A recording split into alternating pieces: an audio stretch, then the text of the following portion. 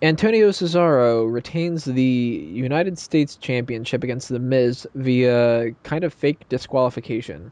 The end of the match was that Cesaro claimed that The Miz purposely hit him in the balls through some kind of a...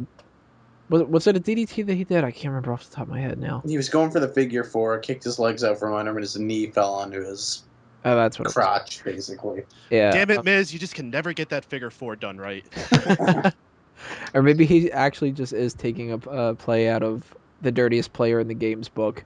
Woo! But okay match, interesting ending. I'll give him credit for that. I mean, I didn't think that it was going to happen that way. I figured Cesaro would just kind of get a quick pin on him, or cheat in some way, and you know.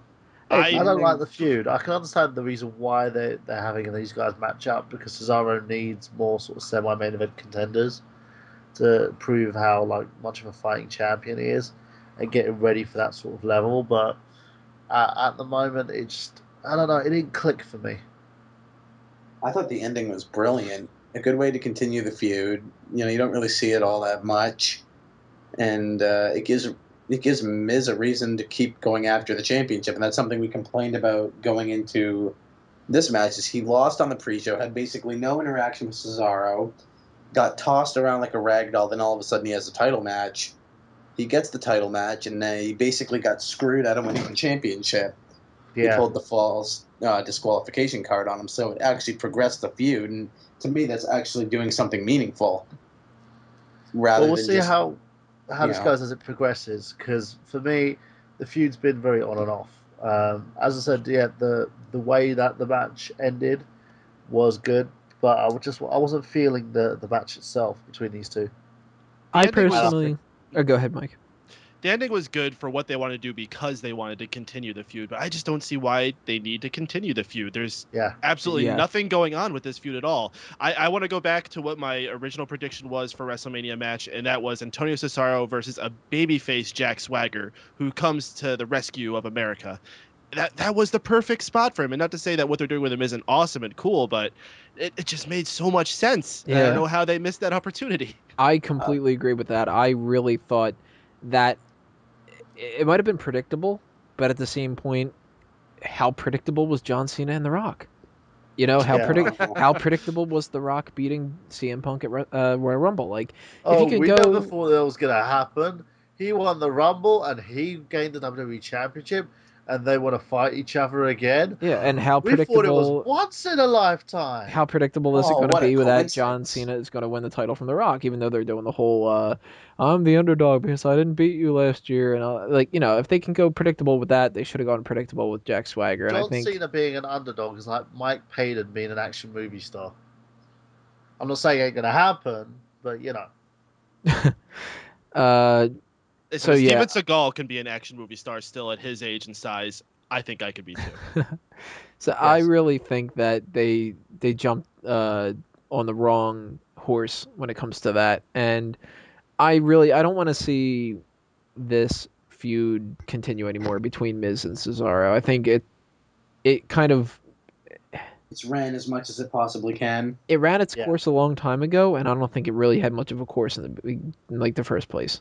I was really hoping that eventually for WrestleMania or something they would pair Cesaro with a more solid worker and mid-card name like a Christian or something like that. Exactly. And kind of build towards like a new U.S. title match for WrestleMania where you could really have, the right opponent to steal the show with. Like Miz, he's gotten a lot better, but I don't think he's somebody that Cesaro can really make a defining WrestleMania performance with. One feud that I would like to see, of course, it's not going to happen at WrestleMania now, and I highly doubt that they would have had any plans to do it anyway. But I think that a babyface Daniel Bryan against Antonio Cesaro would be good. Oh yes. And I think Daniel Bryan doesn't have it in him right now to be the world heavyweight champion or the WWE champion, just because they have the people like The Rock and all that they're focusing on.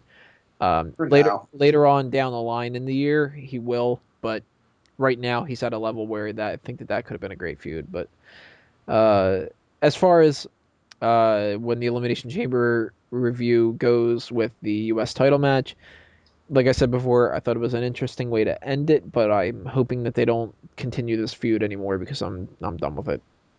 Can I just say that I am very happy that what they've been doing lately is keeping titles on people for a significant amount of time. Yes, it's brilliant. Yeah, Antonio Cesaro's current reign, I may be wrong in this. I'm pretty sure this is the longest reign we've had since that huge MVP reign we had a number of years ago. It might be, yeah. It's the longest since The Miz in 2009, 2010. Miz's first U.S. title reign is currently longer than the one Cesaro's on. Miz is still the one who's held it, like his first title reign with the U.S. title is the longest since MVP. But I'm hoping Cesaro actually beats that and goes on to, reign just as long, if not longer, than MVP. That's what I'm hoping they're going for with them. For 400 something days, and then he loses to The Rock. Yeah. Any last thoughts? Just glad Cesaro still has the U.S. title. Interesting way to keep the feud going, but Miz wouldn't have been my choice to feud with Cesaro going into WrestleMania for that title, personally. Ditto. Yeah, agreed. Tritto. Or Quadritto, whatever it would end up being for the fourth one, since Mike got that in. Next up, we'll have a long discussion about the Elimination Chamber match itself.